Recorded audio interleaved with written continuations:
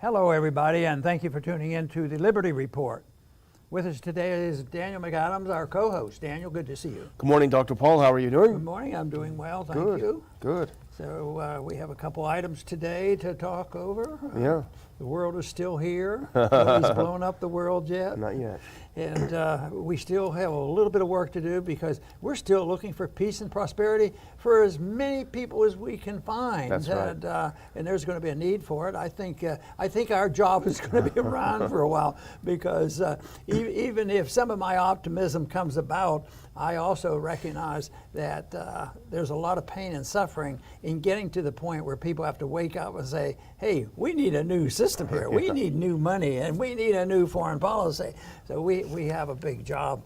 But anyway, we want to talk a little bit about several items here. One is the press agent or press person for the president. Yes. Was out talking, and she was relating about this door-to-door investigation and finding out who their program where they want to find out who's not vaccinated. Yeah. Well, I don't think that's a very good idea. They tried that before, I think, yeah, right? Well, but I was joking, but we shouldn't joke about serious things. I said, well, I wonder if they came at night, in the depth of night, Yeah. What are they doing? That would have made it much worse.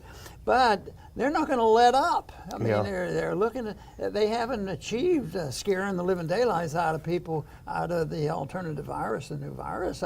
People, and even the authorities realize the people aren't with them, and it doesn't look like they're getting ready to be as aggressive as they were a year ago when they went crazy. But there's still a lot of crazy stuff going on. They still have a lot of work to do to accomplish what they're trying to accomplish, the complete breakdown of our society. And if they're in the woke Marxism movement, cultural Marxist movement, they want breakdown, and there's a lot of that. But right now, they're worried about who didn't get vaccinated. They're not going to stop because even if they can't prove anything about how bad the virus was or what is coming, the technique of vaccinations and the way the people rolled over, that's the worst part of this whole thing, is how many people accepted it, and the people who tried to warn them got into trouble. Yes. So that to me is a big deal, and they're going to be around. I think people have to remain alert. We are certainly going to keep watching it because there's a group there that are achieving a certain amount of passport power, because people still are talking about, well, we're not going to let you go into certain things unless you prove you've had your vaccination. But that's a big job too, and the one thing going on our side is that governments generally are very bureaucratic and not very efficient. But that means, are they going to leave us alone if they're inefficient, or are they going to crack down harder and hit us with more violation of our liberties? And that's, of course, a concern. I think we've said from the beginning, it was early obvious to us that this is a political war. The people who are resisting the lockdowns, the people who are resisting this kind of forced shots, they tend to be people who are of a different political view than the Biden administration. This is a political warfare that's going on, and it's all about keeping up the fear, ramping up the fear. If you can peel away as many conservatives as possible with the fear and the propaganda, and then you'll win because you have your own side. Let's look at what Jen Psaki said yesterday. She's the president's, the White House spokesperson. Let's take a look at this clip, which was all over the internet yesterday. Listen to the first 20 seconds of this. To hotspots. The president will outline 5 areas his team is focused on to get more Americans vaccinated. 1, targeted community-by-community, door-to-door outreach to get remaining Americans vaccinated by ensuring they have the information they need on how both safe and accessible the vaccine is. 2. So the government, Dr. Paul, is going to go door to door. And she's echoing what President Biden said earlier yesterday. He said, we need to go community by community, neighborhood by neighborhood, and oftentimes door to door, literally knocking on doors to get people vaccinated. There's something that doesn't sound right about that, right? The whole thing is submission. Yeah. This is what they're looking for. You submit with a mask. now it's inoculation. You submit with social distancing without any scientific evidence, and they say, well, if you disagree, if you even just want a discussion, that you're unscientific, and they have a perfect understanding and perfect knowledge over science in order to promote their corruption, and that's where our problem is. And fortunately, a few people woke up, and now there's a little bit of resistance building. But let me tell you, we're going to have to keep encouraging people to be alert to what's going on. I mean, this whole thing here, going door to door, and it's over. Tell them it's all over. They don't have to worry about this stuff. But Well, that's not likely to happen. One of our friends down here in Ron Paul country, I won't say who it was, they said, "Oh, that'll be good for us down here in Texas and be target practice." Yeah, I don't know about that. It's not such a good idea. But more seriously, the question is, so how do they know? We're going to go door to door to the people who haven't had the vaccine. Hold on a second. I thought people that went to get the vaccine went, and it was a personal relationship between them and a medical service provider. They got a vaccine, and you're telling us that the government was getting reports all along? Is that what they're trying to tell us? That they know who you are, or we're going to come to get you? And the second thing is, why this obsession over getting the shot?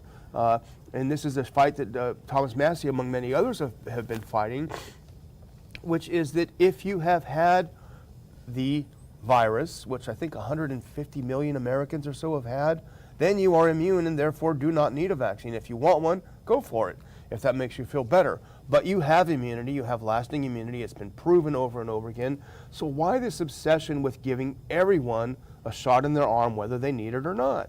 Do you think anybody makes any money over these kind of things? They may make a couple of dollars. Here and there. And they had a steady cash flow. But the people say, well, it's free. You know, I should take it. It's for free. The government's taking care of me. They're giving me good advice. Yeah. Except there are now a few parents waking up and they're seeing and they hear the stories, no matter how much they try to prevent the average person from getting the information by closing down not only the regular media but also the social media. Of course. It still gets out slowly but surely, and then I think when people have trouble hearing about it, and then when they do, they're stronger believers than ever. When they become a true believer, hey, what's been going on here? Yeah. And they'll say, I've been wondering about this. I hear these stories, but I think now the evidence is starting to pop up, and this makes people say, why, and of course we help try to figure it out. Yeah. And you ask why people wouldn't want to. Well, young people, as we know, don't get it. They don't get sick unless they already have very serious comorbidities, which some people do have. But they are getting myocarditis and all of this problem. We see, I'm just reading something that's a 13-year-old girl dropped dead after having her second shot. People are right to understand it and to be concerned about it. But I guess we need to move on to another topic that we keep hammering on, and this is the marriage of wokeism and corporatism, as you told me before the show. I stole your line, but it is concerning, and this is sort of ironic. And if we could put up that first picture, that first clip, this is it's actually a tweet by Christopher Rufo. He's a fellow at the Manhattan Institute, and he noticed that Raytheon, the second largest defense contractor, the people who make the missiles that kill other people overseas, has launched a critical race theory program that encourages white employees to confront their privilege, to reject the principle of equality, and to defund the police. But don't defund the bombs, right? And then he follows up with a tweet where he talks about the CEO, Greg Hayes, launched the Stronger Together campaign, instructing employees on becoming anti-racist today. He signed a corporate diversity statement and then asked all Raytheon employees to sign the pledge and, quote, check their own biases. Right. It's like a crazy cancer of the mind. The first time I ever heard about and I drew my attention to it was when I was pretty young. It was during World War II and slightly after, when they were talking about why did these big companies, why did they go along with Hitler? Yeah. And then if you look at some of those rallies, a lot of the people went along with Hitler too. And why do they do this? Especially the big corporations. They're supposed to be free enterprise people. And the whole thing is they do this. It's a calculation they make on this. All this stuff. Sometimes the leaders of these big businesses, they're progressive Democrats. They're not conservatives. They certainly wouldn't want to be in that category. So they're sort of progressive Democrats, and yet so they've lived with a lot of that.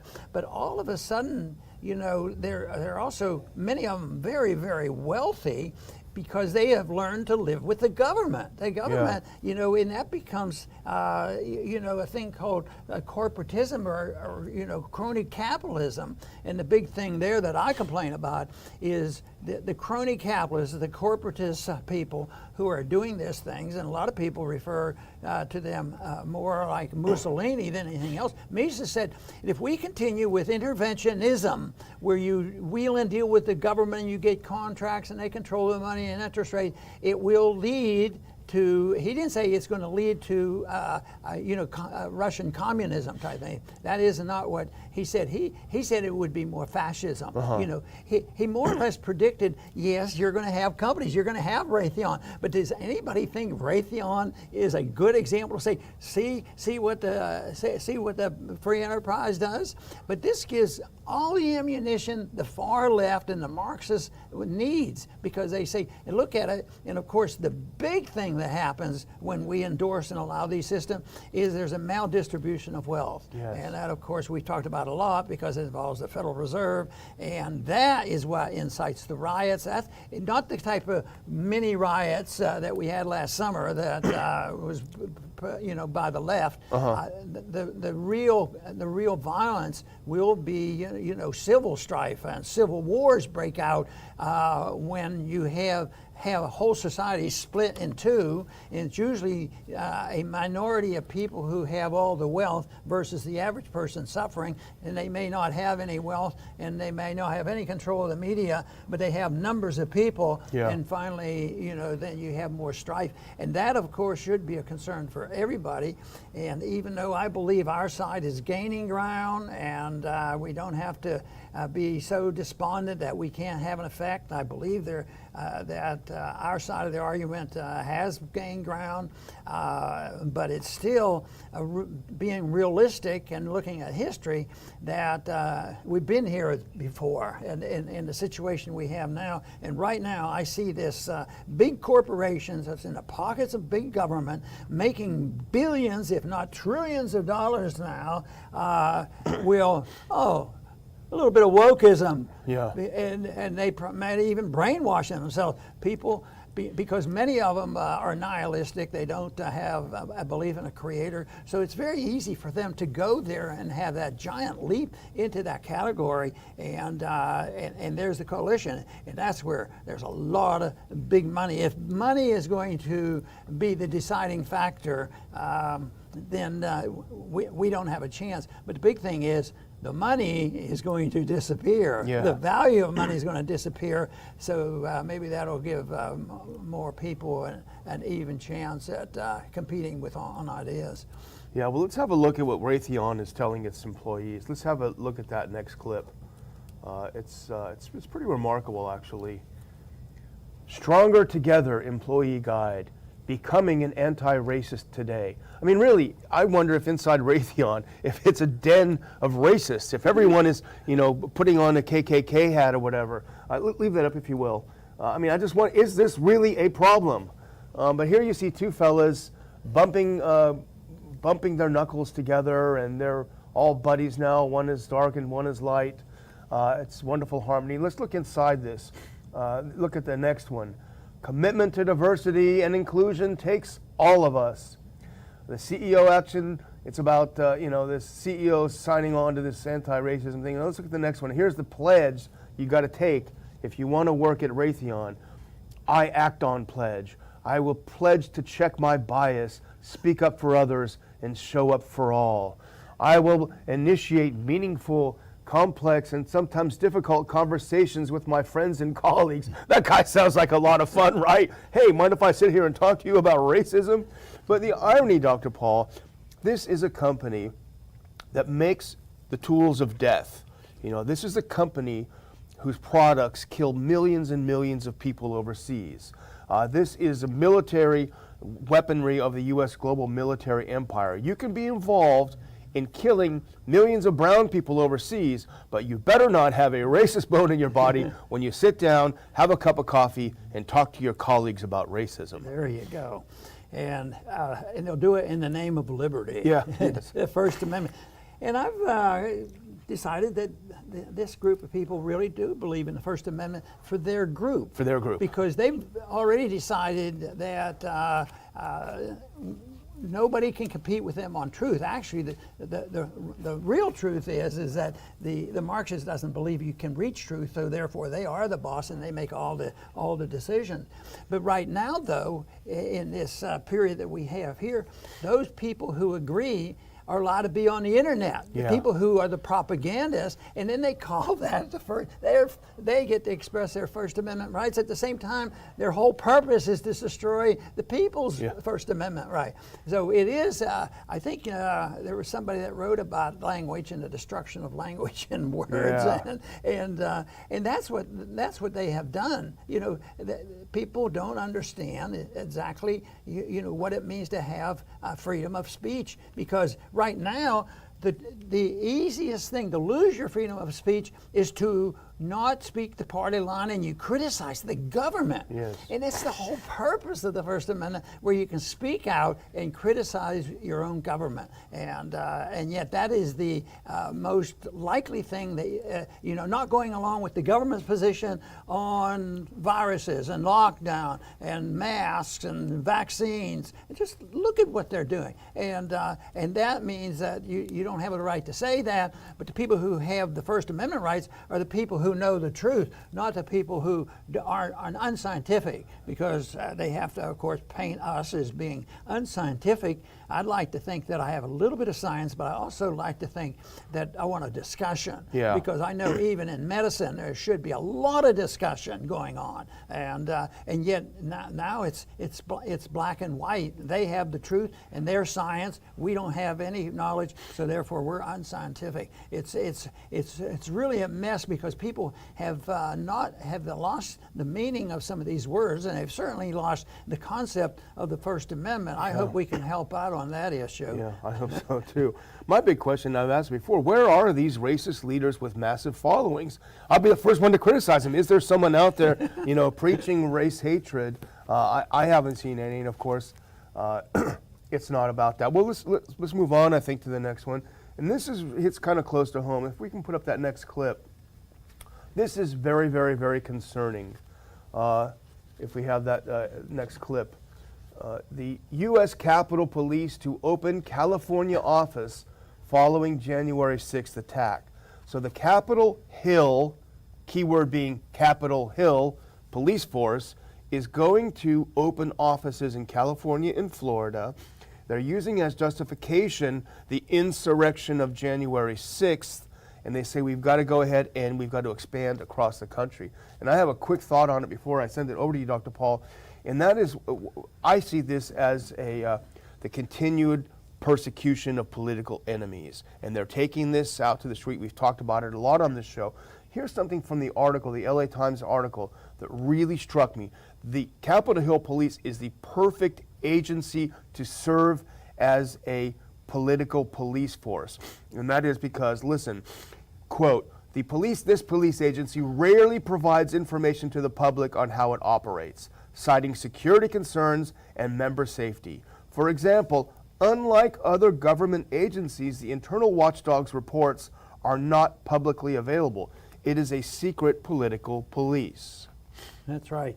And there has to be a bit of paranoia about all this. Just think of how well they have protected the Capitol on a scheme which I think they participated in bringing about. And there's if sending their police that's supposed to protect the Capitol would end up in California and New York City, well, that's terrible, and we'll make that point. But if they said, we'll take them from the protection of the Capitol, we still have a big fence to protect. And here they have this fence around the Capitol. They're actually terrified of this, or it fits into their scenario of symbolism to show you, who who's the boss, and that to me is a little weird, because it used to be pretty wide open when you could go and come in the U.S. Capitol.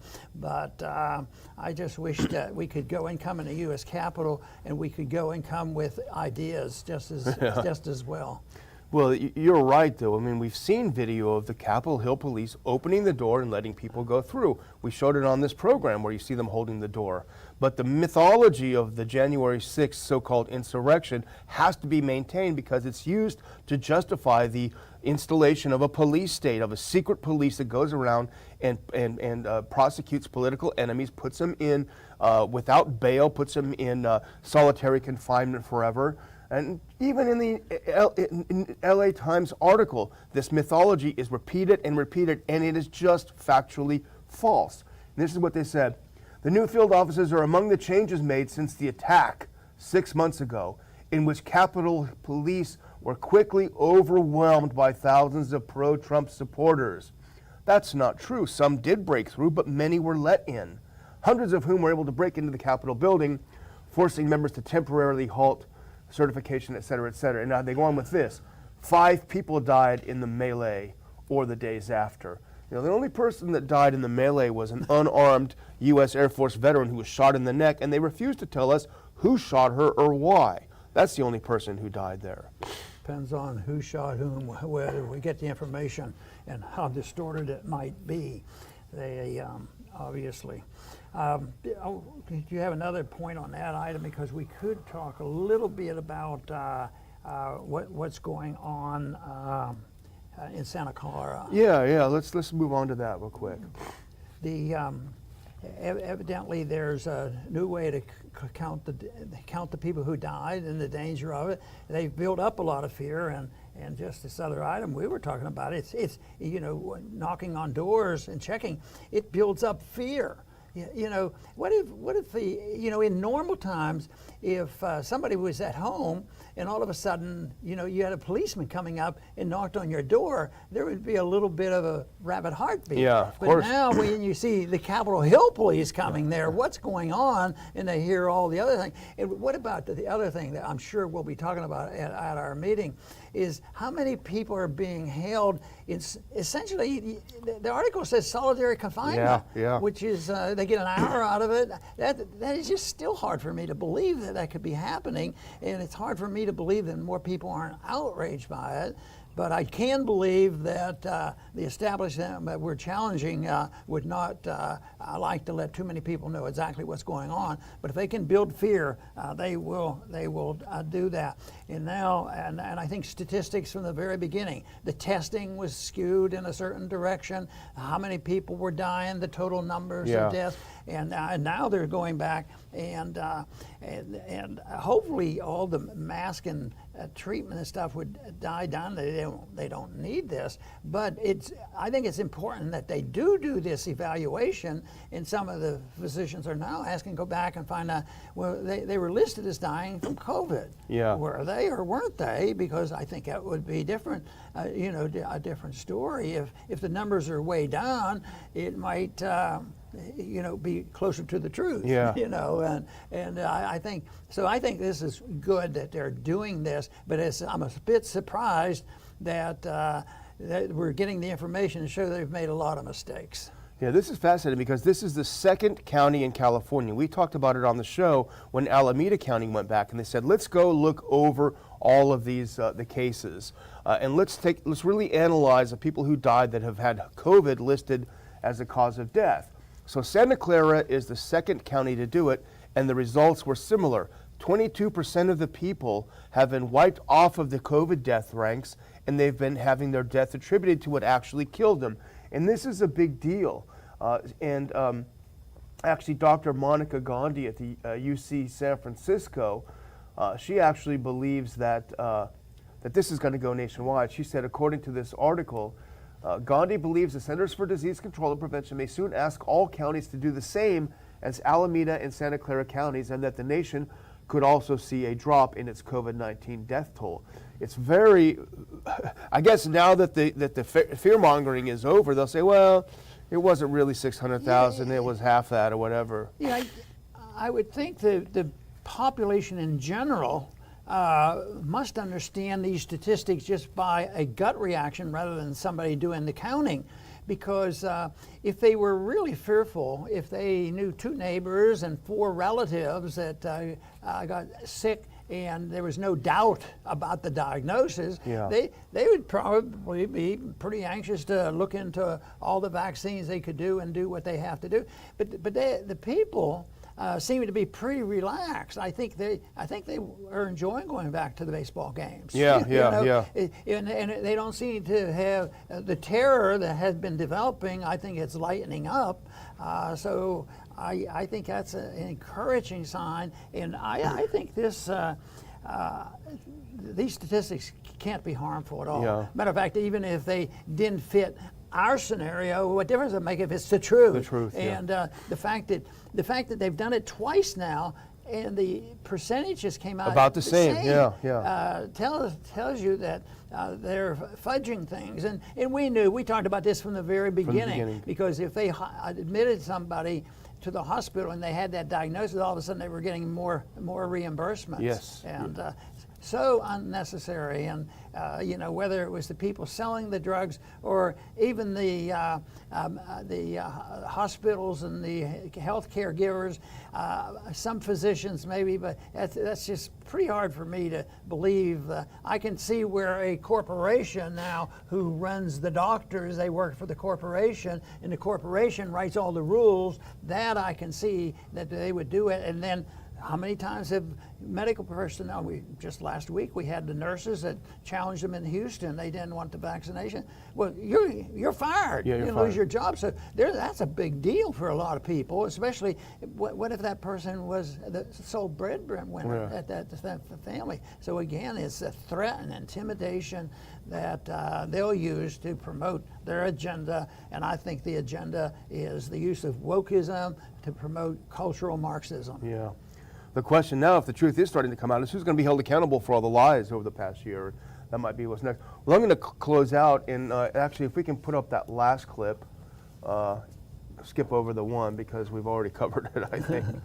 But there it is, the war on us, September 4th, Washington, D.C. at the Dulles Airport Marriott, Ron Paul Institute Conference. We've gotten a few other confirmations of speakers, which I think I'm going to wait until tomorrow. The link is in the description to get your tickets. We're actually, after just over half a week of sales, we're close to selling half the tickets, and it took us a couple of months to do that. So you're right, people do have this pent-up desire to get out, to meet others, to share their stories over the past year. And this year's conference will be exactly about that, which is the war on us, whether it be COVID, the so-called domestic extremists, increased surveillance, et cetera, et cetera. This is a government going to war against us, and we're going to talk about it. We've got a lot of great people. So we need you. We'd like to see you. Go there and get your tickets, and we will see you in September. The neat part of all this was the market was working because we've been looking for the opportunity, and we've looked for different places. Can we drive here, do it locally, and all these things. And but I can remember the day they called you. They called us, our staff, and said, "We're open for business, and we want to serve you. We want you to come back." And that was back to, it was a business, and it was good health. But of course, we see it in even larger that because we get to do the things that we think are important. And of course, when we get a response, we have to admit we're pretty pleased when we get a positive response like that. Because I'll have to tell you, if we would do this, if we would have the conference and we have a room for 250 and we have 350 that wants to come, I personally like that. But if we had a room for 350 and 75 people showed up, I'd be sort of sad about it, and then I'd be complaining to Daniel, "What did you do, Daniel?" But he's not going to let that happen. He's going to remind everybody about it. And I liked it yesterday when he said, "Well, just remember, that one of our rules that I sort of suggested during the campaign is this stuff is serious. You know, people die, and we have to argue the case. We have to stop wars and try to get to the bottom of all these issues. But the one thing is when we get together, or if we don't get together, if we just communicate, it ought to be enjoyable.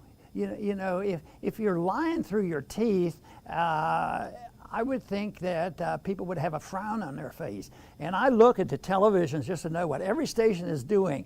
And I can tell when I'm on a bad station because they really look sad. they don't smile about it. And people say, well, I should worry more and be more frowning. But we don't know what's coming tomorrow. Most people have no idea what's coming tomorrow. The stock market may crash tonight, you know, something like that. So sitting around and worrying about it isn't going to solve the problem. But I think for me, where I get personal satisfaction is to be able to participate in it, work hard at trying to understand the issues, and then get people to you know, participate in it. And of course, my encouragement has always been that if you accept this message of liberty and nonviolence, you have an obligation. You have a greater obligation to spread the message than the person that doesn't understand, and that is to spread the message, and you can do that in many, many ways. And one thing that we get some support from is the financial support we get, and also,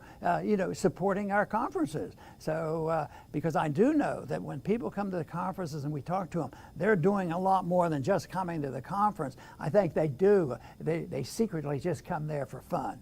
And so anyway, we're looking forward to the conference, and we want to thank everybody for the support you give us. And please come back to the Liberty Report soon.